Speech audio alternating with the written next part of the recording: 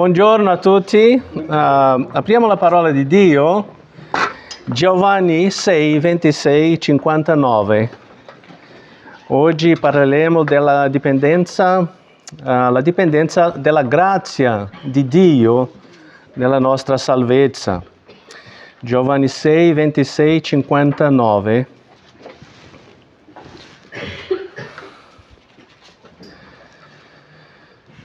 Dice così la parola di Dio. Gesù rispose loro: in verità vi dico che voi mi cercate non perché avete visto dei segni, ma perché avete mangiato dei pani e siete stati saziati.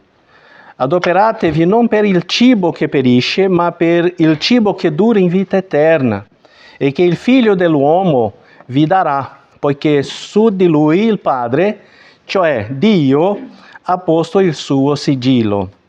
Essi dunque gli dissero: che dobbiamo fare per compiere le opere di Dio? Gesù rispose loro: questa è l'opera di Dio, che crediate in colui che egli ha mandato. Allora essi gli dissero: quale segno fai dunque affinché lo vediamo e ti crediamo? Che operi?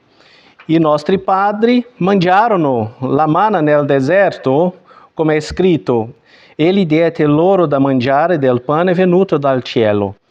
Gesù disse loro: in verità vi dico che non Mosè vi ha dato il pane che viene dal cielo, ma il Padre mio vi dà il vero pane che viene dal cielo. Poiché il pane di Dio è quello che scende dal cielo e dà vita al mondo. Essi quindi gli dissero: Signore, dacci sempre di questo pane. Gesù disse loro: io sono il pane della vita. Chi viene a me non avrà più fame, chi crede in me non avrà mai più sete.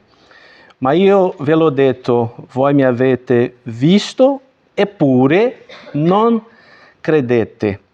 Tutti quelli che il Padre mi dà verranno a me, e colui che viene a me non lo caccerò fuori. Perché sono disceso dal cielo non per fare la mia volontà, ma la volontà di colui che mi ha mandato. Questa è la volontà di colui che mi ha mandato, che io non perda nessuno di quelli che egli mi ha dati, ma che li risusciti nell'ultimo giorno.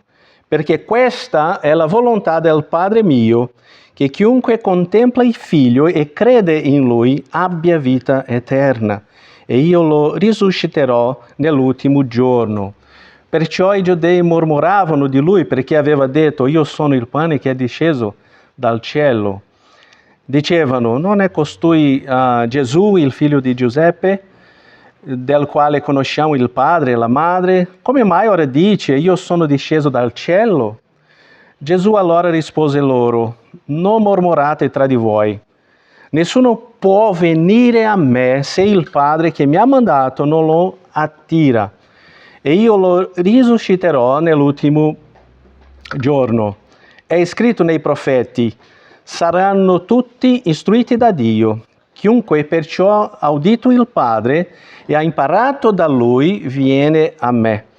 Perché nessuno ha visto il Padre e non colui che è da Dio, egli ha visto il Padre. In verità vi dico, chi crede in me ha vita eterna. Io sono il pane della vita. I vostri padri mangiarono la manna nel deserto e morirono. Questo è il pane che discende dal cielo, affinché chi ne mangia non muoia. Io sono il pane vivente che è disceso dal cielo. Se uno mangia di questo pane vivrà in eterno, e il pane che io darò per la vita del mondo è la mia carne. I giudei dunque discutevano tra di loro dicendo: come può costui darci da mangiare la sua carne? Perciò Gesù disse loro: in verità vi dico che non mangiate la carne, che se non mangiate la carne del Figlio dell'uomo e non bevete il suo sangue, non avete vita in voi. Chi mangia la mia carne e beve il mio sangue ha vita eterna. Io lo risusciterò nell'ultimo giorno, perché la mia carne è vero cibo e il mio sangue è vera bevanda. Chi mangia la mia carne, beve il mio sangue, dimora in me e io in lui. Come il Padre vivente mi ha mandato, io vivo a motivo del Padre, così chi mangia vivrà anch'egli a motivo di me. Questo è il pane che è disceso dal cielo, non come quello che hanno mangiato i padri e sono morti. Chi mangia di questo pane vivrà in eterno.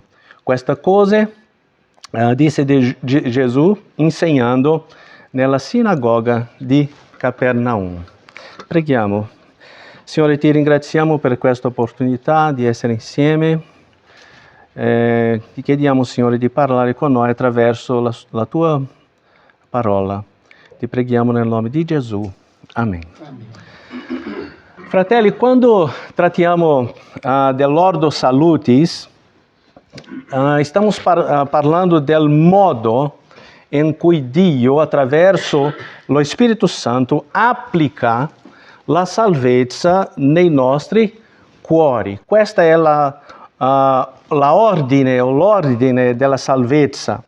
Abbiamo già visto che tutti i punti dell'Ordo Salutis sono operati sovranamente da Dio stesso. Non c'è alcun tipo di contributo umano da parte nostra. Possiamo dire che in alcuni punti c'è la partecipazione della volontà umana, ma questa è sovranamente inclinata e guidata dallo Spirito Santo. Abbiamo visto questo nella settimana scorsa, è quell'idea di 100% e 100%. Nel primo punto dell'Ordo Salutis, la rigenerazione, non c'è nessuna partecipazione umana. Ossia, l'essere umano è totalmente passivo. Non è neanche possibile sapere il momento esatto in cui siamo stati rigenerati. Siamo passivi. La rigenerazione diventa conosciuta attraverso i suoi frutti, che inizialmente si manifestano con la conversione, che include fede e ravvedimento. Tutte queste cose sono doni da Dio, di Dio. La salvezza nel suo complesso è un dono di Dio, che è realizzato attraverso l'opera di Cristo, che è stata compiuta fuori di noi e applicata dentro di noi. Oggi, basandoci su questo testo di Giovanni, parleremo della nostra completa dipendenza dalla grazia di Dio in tutto il processo dell'Ordo Salutis, cioè in tutto il processo della nostra salvezza. Ci sono tante persone che credono di poter vivere e obbedire a Dio con le proprie forze. Rischiamo sempre di pensare che a un certo punto anche noi possiamo farlo. Provare a vivere la vita cristiana senza una completa dipendenza dai mezzi che Dio ha istituito significa vivere fallendo. Quanto più dipendiamo dalla grazia di Dio, tanto più cresceremo e matureremo nella fede. Un cristiano maturo è colui che ha imparato, a volte duramente, a non confidare nella sua propria carne, ma completamente in Cristo. Questo è il cristiano maturo, che non confida nella sua carne mai, ma completamente in Cristo. La nostra stessa esistenza mostra quanto siamo dipendenti. Siamo esseri contingenti. In filosofia la parola contingente indica qualcosa che non ha in sé la ragione della propria esistenza, ossia dipende dall'altro per esistere. Dobbiamo la nostra esistenza ai nostri genitori, i nostri genitori devono la loro ai nostri nonni e così via. Dipendiamo dell'aria, dal suolo sotto i nostri piedi, dal pane per nutrire i nostri corpi. Dipendiamo da tante cose, non è vero? In ultima istanza, l'esistenza di tutte le cose, compresa la nostra, dipende dall'esistenza di Dio. Ele è l'unico essere che ha la vita in sé stesso. Ele disse, io sono colui che sono. Paolo afferma che in Lui viviamo, ci muoviamo e abbiamo il nostro essere.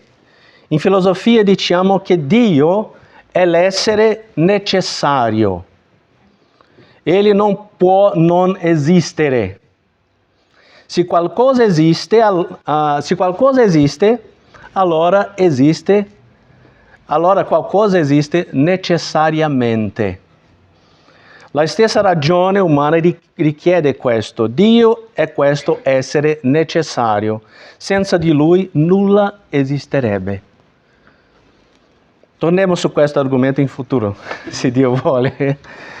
Ma fratelli, se tutto questo vale per la nostra esistenza e la vita fisica, allora lo stesso accade per la nostra vita spirituale. Nel testo che abbiamo letto, Cristo ci è presentato come colui attraverso il quale non solo riceviamo la nostra nuova vita o una vita nuova, ma siamo anche nutriti e preservati in essa mediante la fede. In questo passo del suo Vangelo, capitolo 6, Giovanni espone almeno 3 verità fondamentali che la parola di Dio ci insegna. La debolezza della natura umana, il potere della grazia sovrana di Dio e la nostra costante dipendenza della grazia per mezzo di Cristo. E guardando al testo, possiamo estrarre da esso la seguente affermazione teologica. Mi piace l'affermazione teologica, avete visto? Affermazione teologica basata su questo testo. Dipendiamo dalla grazia di Dio in Cristo oggi, allo stesso modo che nei nostri primi passi nella fede. Dipendiamo dalla grazia di Dio in Cristo oggi, allo stesso modo che nei nostri primi passi nella fede. Ma vediamo la debolezza della natura umana. Questa è la prima verità che troviamo nel testo di Giovanni.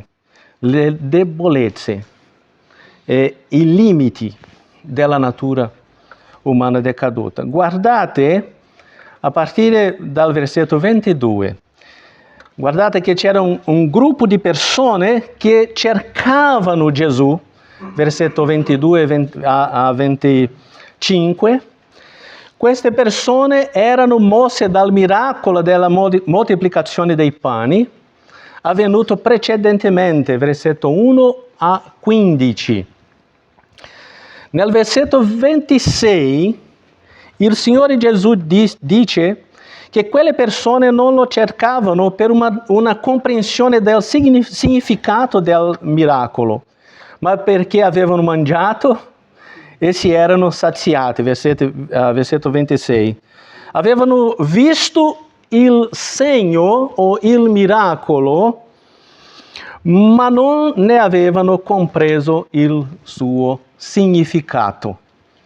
Quel miracolo della moltiplicazione dei pani e dei pesci era un miracolo carico di simbolismo, era un segno che puntava a Cristo, che puntava all'Evangelo stesso.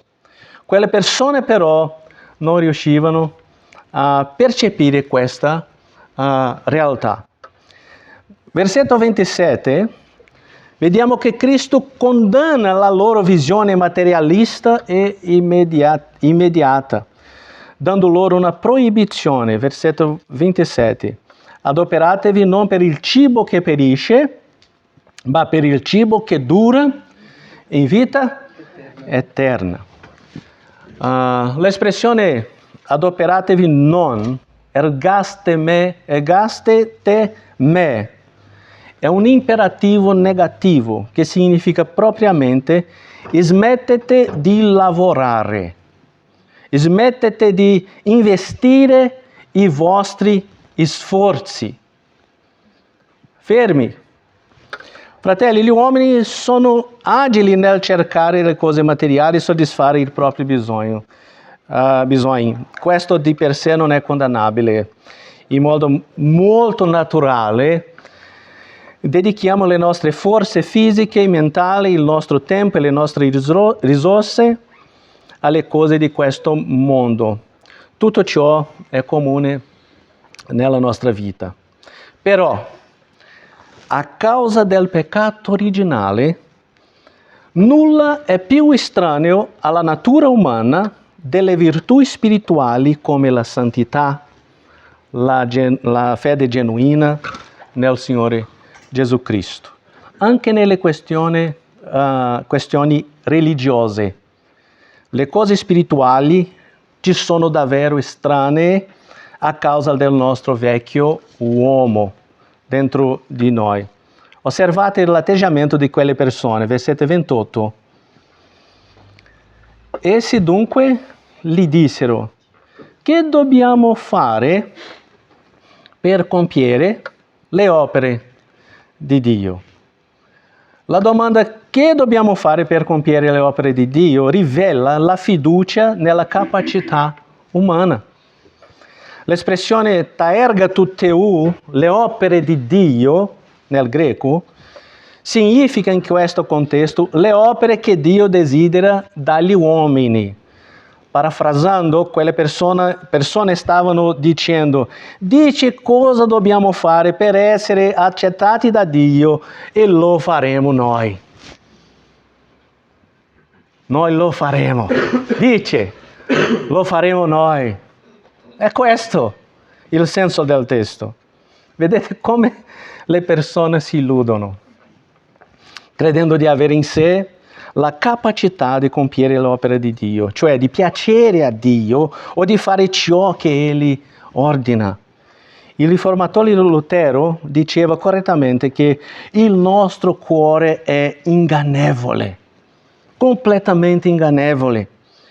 Cerchiamo sempre qualcosa in noi stessi o qualche nostro contributo per gloriarci nella nostra salvezza. È qualcosa che fa parte della nostra natura caduta. Cerchiamo sempre qualcosa in noi stessi. Questo è il pericolo dell'orgoglio spirituale. Tutti gli uomini sono così. Giacomo 4,6 dice così: perciò la scrittura dice: Dio resiste ai superbi e dà grazia agli umili. La risposta di Cristo è chiara, versetto 29. Guardate la risposta di Cristo a quella domanda. Gesù rispose loro: questa è l'opera di Dio, che crediate in colui che Egli ha mandato. Fratelli, esistono solo due religioni nel mondo, la religione delle opere e la religione della grazia. Fin dall'Eden, la religione delle buone opere è stata la religione ufficiale dell'uomo naturale. Questa è la religione ufficiale del mondo, la religione delle opere. La religione della grazia invece appartiene a coloro che, riconoscendo i loro peccati e la loro incapacità, si sono arresi al Signore e hanno posto tutta la loro fiducia in Lui. A questo punto dobbiamo osservare che nel contesto l'espressione mangiare di Lui che Cristo parla, che appare nel versetto 48 al 51, e andare a Lui, versetto 35, 37, 44, sono equivalenti a credere in Lui. In questo passo biblico, mangiare di Cristo significa smettere di confidare nelle nostre forze o nelle nostre risorse qua giù, il pane terreno, e confidare soltanto in Gesù, il pane disceso dal cielo. Solo per fede in Cristo gli uomini ricevono la vita eterna.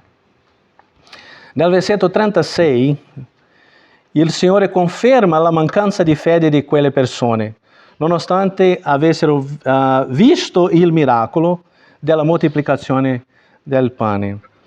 Versetto 30 fino a 36. Massimiliano, puoi leggere per noi? Allora essi gli dissero: quale segno miracoloso fai, dunque, affinché lo vediamo e ti crediamo? Che operi? I nostri padri mangiarono la manna nel deserto, come è scritto. Egli diede loro da mangiare del pane venuto dal cielo. Gesù disse loro: in verità vi dico, che non Mosè vi ha dato il pane che viene dal cielo, ma il Padre mio vi dà il vero pane che viene dal cielo. Poiché il pane di Dio è quello che scende dal cielo e dà vita al mondo. Essi quindi gli dissero: Signore, dacci sempre di questo pane. Gesù disse loro: io sono il pane della vita. Chi viene a me non avrà più fame, e chi crede in me non avrà mai più sete. Ma io ve l'ho detto, voi mi avete visto, eppure non credete. Qua Gesù fa un contrasto tra la manna che Dio ha dato a Israele nel deserto e il vero pane che è Lui stesso. Loro avevano visto il miracolo di Cristo, ma non avevano creduto in Lui. È evidente, secondo il testo, che anche i più grandi segni miracolosi non possono generare una vera fede nel cuore delle persone. Vediamo Giovanni 2, 23 a 25. Presbitero Matteus. Giovanni 2, 23 a 25. Mentre egli era in Gerusalemme alla festa di Pasqua, molti credettero nel suo nome, vedendo i segni miracolosi che egli faceva. Ma Gesù non si fidava di loro, perché conosceva tutti, e perché non aveva bisogno della testimonianza di nessuno sull'uomo, poiché egli stesso conosceva quello che era nell'uomo. Questo passo è interessante, non è? Molti credevano in Gesù, ma Gesù non credeva in loro. Poiché egli stesso conosceva la natura umana. Possiamo dire che quella non era una fede genuina da un cuore veramente rigenerato. Loro credevano in Gesù, ma Gesù non credeva in loro. Torniamo al capitolo 6. Vedete che più avanti nel testo, nel versetto 60, le persone non riuscirono a comprendere le parole del Signore e ne furono scandalizzate. E si scandalizzarono ancora di più quando egli disse che dovevano mangiare la sua carne e bere il suo sangue.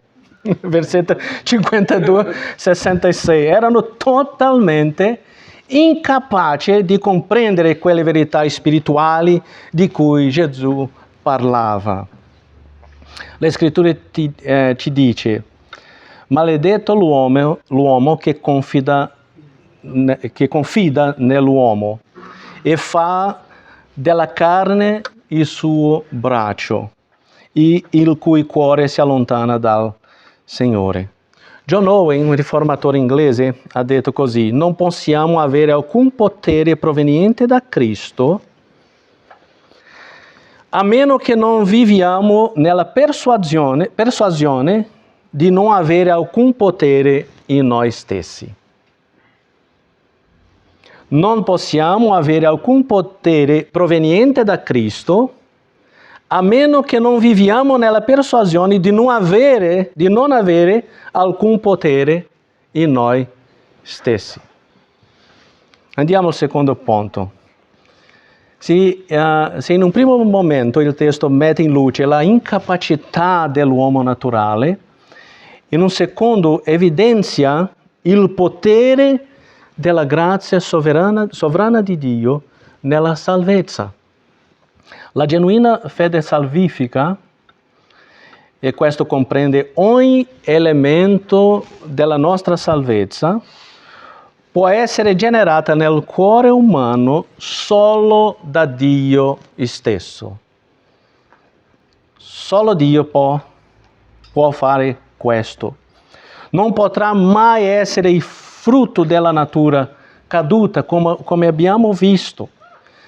Secondo, i nostri simboli di fede, e ovviamente la scrittura, ci insegna che la fede salvifica è un dono di Dio indipendente dalle opere, come Paolo afferma nella sua lettera agli Efesini. È per la grazia che siamo stati salvati per mezzo della fede, e ciò non viene da voi, è il dono di Dio.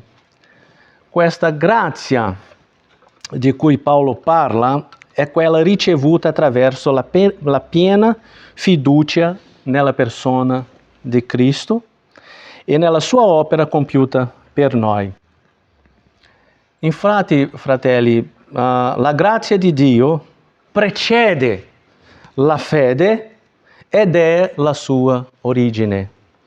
La grazia è la grazia irresistibile e sovrana che dà vita a coloro che sono spiritualmente morti. Nel testo di Giovanni il Signore afferma, versetto 35, proprio io, sono il pane della vita. Cioè, io sono colui che dà e che sostiene la vita. Nel greco l'espressione dare vita è al genitivo quantitativo e si riferisce non a una vita qualunque, ma alla vita spirituale, alla vita eterna. Questo è il primo di una serie di io sono in questo Vangelo. La settimana scorsa abbiamo visto l'ultimo io sono la vera vita, e questo è il primo. Ricordate che io sono è un riferimento alla rivelazione di Dio a Mosè nell'Antico Testamento. Essendo divino, Cristo è l'unico che può dare la vita. Questo pane è molto meglio della manna. La manna era solo un'ombra o un tipo del vero pane che è il Signore Gesù Cristo. La prima da vita naturale e temporanea. Lui ha detto, i vostri padri mangiarono la manna nel deserto e morirono. Il secondo da vita spirituale ed eterna. Questo è il pane che è disceso dal cielo, versetto 58. Questo è il pane che è disceso dal cielo, non come quello che hanno mangiato i padri e sono morti. Chi mangia di questo pane vivrà in eterno. Nel versetto 32, Cristo afferma che non è Mosè, ma è Dio che dà i veri pani del cielo.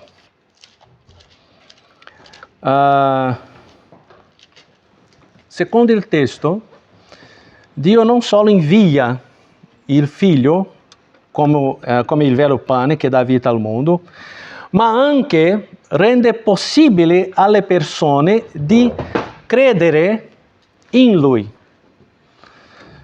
Dio vince sovranamente quella incapacità e quella debolezza della natura umana. Notate come i versetti 44-47 confermano questa realtà.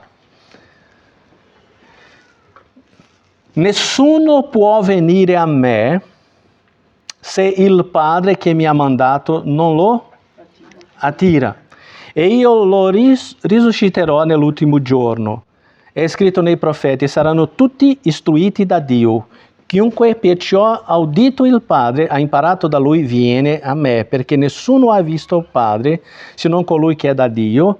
Egli ha visto il Padre. In verità vi dico, chi crede in me ha vita eterna. Guardate che il versetto 44 inizia con un pronome e un verbo. Il pronome ude, il verbo dunatai. Nessuno può. Nessuno può.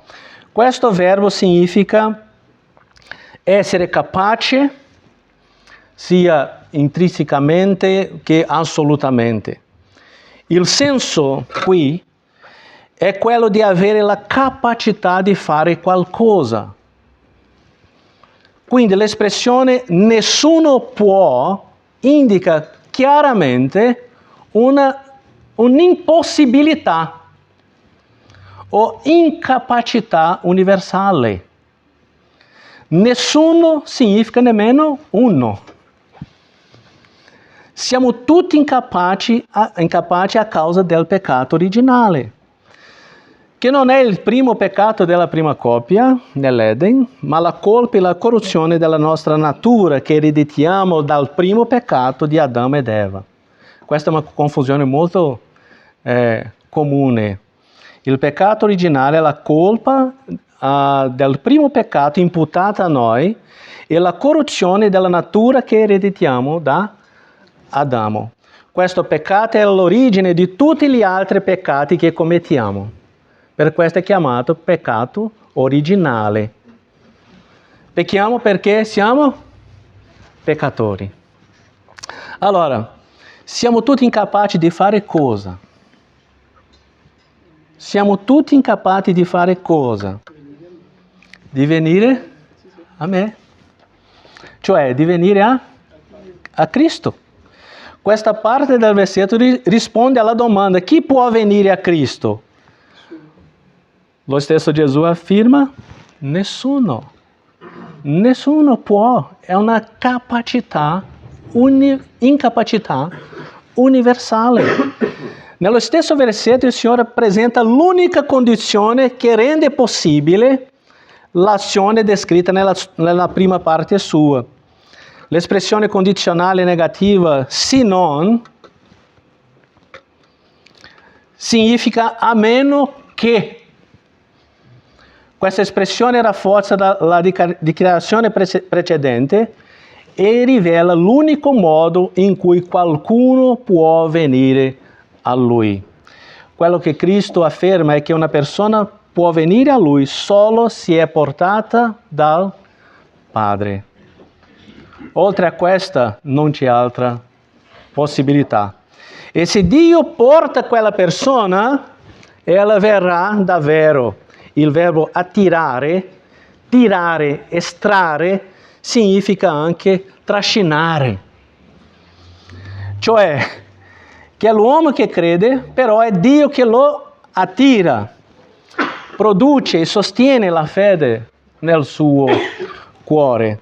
Questa affermazione è in accordo con quanto dichiarato da Paolo in Filippesi, come abbiamo visto settimana scorsa. Dio è colui che opera in voi il volere e l'agire secondo la sua benevolenza. Quindi, a meno che il Padre non lo attiri, nessuno può venire.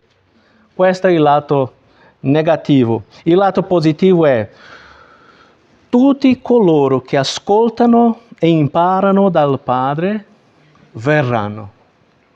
La grazia è sempre vittoriosa in ciò che si propone di fare.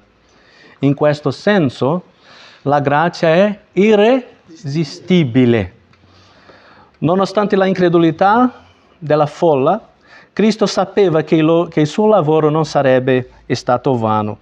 La sua fiducia era basata sulla certezza che la salvezza nel suo complesso è qualcosa che viene sovranamente operato da Dio stesso. Questo è una cosa che distingue un cristiano genuino da un non cristiano non è l'essenza di peccato, siamo tutti peccatori,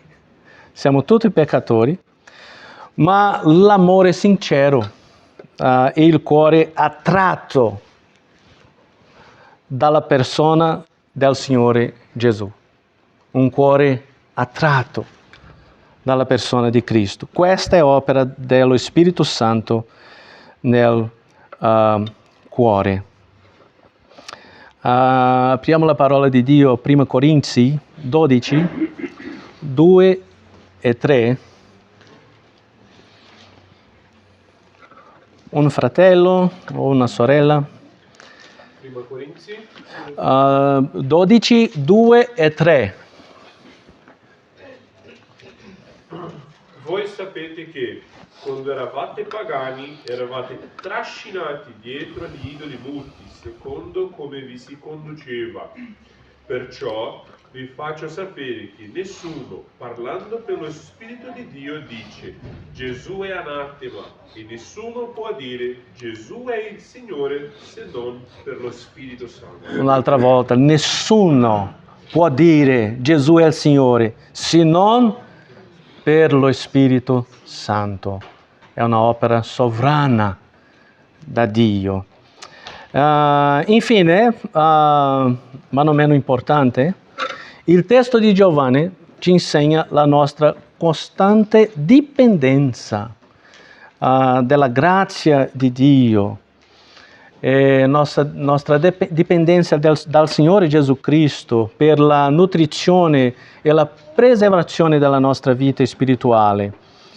Nel versetti 37 a 40, Cristo parla della nostra permanenza e sicurezza in Lui.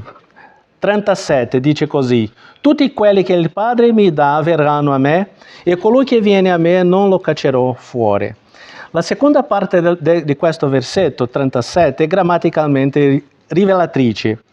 L'espressione ome ekballo nel greco, ci sono due adverbi di negazione greci, u e me, combinati, sottolineando l'impossibilità di qualcuno di loro venga mai gettato fuori. Quindi la traduzione non lo cercherò fuori o mai lo cercherò fuori esprimono bene l'affermazione di Cristo. Il verbo cacciare è normalmente usato nelle scritture per indicare qualcosa che viene scacciato dall'interno verso all'esterno. Così l'espressione mai lo cercherò fuori è meglio intesa come la certezza assoluta che Cristo custodirà il credente fino alla fine, ovvero non permetterà mai che si perda. Giovanni 10, 27 e 28 dice così: le mie pecore ascoltano la mia voce e io le conosco ed essi mi seguono e io do loro la vita eterna e non periranno mai e nessuno le rapirà dalla mia mano. Nessuno le rapirà dalla mia mano. Nel capitolo 6 di Giovanni, i versetti 38 a 40 richiedono questa interpretazione. La perseveranza nella fede fa parte del decreto eterno di Dio e è basato sulla sua libera e sovrana volontà. 38, perché sono disceso dal cielo non per fare la mia volontà, ma la volontà di colui che mi ha mandato. E qual è questa volontà? Essendo il Verbo eterno, Gesù ci rivela questa volontà, versetti 39. Questa è la volontà di colui che mi ha mandato, che io non perda nessuno di quelli che Egli mi ha dati, ma che li risusciti nell'ultimo giorno. Poiché questa è la volontà del Padre mio, 40, che chiunque contempli il Figlio e crede in Lui abbia vita eterna, io lo risusciterò nell'ultimo giorno. Siamo condotti da Dio a Cristo e da Lui siamo graziosamente custoditi e sostenuti nella fede per la vita eterna. È un'opera di Dio. Dal lato umano, la qualità della vita cristiana è direttamente legata alla qualità della nostra percezione della grazia di Dio per mezzo della nostra comunione con Cristo. A causa delle limitazioni ancora presenti in questo mondo, è piaciuto a Dio suggellare questa unione attraverso i sacramenti come la Santa Cena. Realtà invisibili come la rigenerazione, la fede e il perdono sono visibilmente sigillate davanti ai nostri occhi in un modo tangibile al nostro tatto e gusto. Dio conosce le nostre debolezze e per questo si inclina verso di noi per comunicare le sue grazie invisibili attraverso elementi visibili, palpabili, elementi semplici. Tanto reali quanto il pane che mangiamo e il calice che beviamo alla cena del Signore sono le grazie che ci sono concesse da Cristo, o meglio da Dio in Cristo. John Knox, il fondatore della Chiesa presbiteriana, affermò così: Cristo stesso è il pane vivente, con Lui le nostre anime sono nutrite per la vita eterna. Attraverso il suo corpo e il suo sangue siamo rinnovati tanto nella vera pietà quanto nella immortalità. Fratelli, la vita cristiana è una vita di completa resa e dipendenza della grazia di Dio, della dipendenza dal nostro Signore. 1 Corinzi 15:10.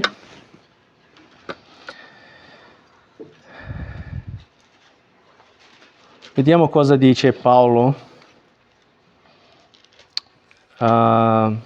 Ma per la grazia di Dio io sono quello che sono. Vedete cosa Paolo sta dicendo? E la grazia sua verso di me non è stata vana. Anzi, ho faticato più di tutti loro. Ma non io però. Non io però. Lo insiste. Non sono io. Io ho faticato, ma non io. Sì, io ho faticato, ma non sono io. Ma la grazia di Dio che è com'è. Questa è la vita cristiana. Ci sforziamo, ci fatichiamo a volte e poi diciamo non sono stato io, ma la grazia di Dio che è com'è. Voglio concludere leggendo prima Pietro 4:11. È un testo bellissimo, è molto pratico per la nostra vita di servizio a Dio nella Chiesa. Prima Pietro 4:11, che dice così: se uno parla, lo faccia come si annunciano gli oracoli di Dio. Se uno compie un servizio, lo faccia come si compie un servizio mediante la forza che Dio fornisce, affinché in ogni cosa sia glorificato Dio per mezzo di Cristo Gesù, il quale appartengono la gloria e la potenza nei secoli dei secoli. Amen. Lo faccia come si compie un servizio mediante la forza che Dio fornisce. Completa dipendenza della grazia di Dio. L'Ordo Salutis, o l'ordine della salvezza, punta alla nostra incapacità. È questo che stiamo imparando qui. Non possiamo nemmeno venire a Cristo. E ancora di più di crescere da noi stessi. Tutto questo punta alla grandezza e profondità della grazia di Dio nella nostra vita. Siamo qui per la grazia, a causa della grazia di Dio. Eravamo incapaci di andare a Lui, ma Dio ci ha attratti. E siamo anche incapaci di perdere ciò che ci ha dato, perché siamo sostenuti e preservati da Lui. Non c'è niente meglio, fratelli, che essere credenti. È meraviglioso essere credenti. Quanto più esercitiamo la nostra anima, i nostri pensieri nella meditazione sulla persona di Gesù Cristo e sulla grazia di Dio, tanto meno freddo sarà il nostro amore e tanto meno debole sarà la nostra fede. Infatti, il fatto è, fratelli, che dipendiamo dalla grazia di Dio in Cristo oggi allo stesso modo come nei nostri primi passi nella fede. Questa è la nostra verità teologica. Chi pensa di essere forte è ingannato. La potenza di Dio si dimostra perfetta nella debolezza, come gli ha detto a Paolo. Che il Signore ci benedica attraverso tutto questo. Possiamo pregare, alziamo in piedi. Pastore, prega per noi. Padre, che tutto questo possa essere per noi un stimolo a dipendere completamente da Cristo e della sua opera. Benedica, Signore, ognuno di noi che è qui presente. Aiutaci, Signore, a capire che in noi, nella nostra carne, nulla possiamo fare. Per questo abbiamo bisogno continuo di Cristo nella nostra vita, per la gloria di Dio. Amen. Amen.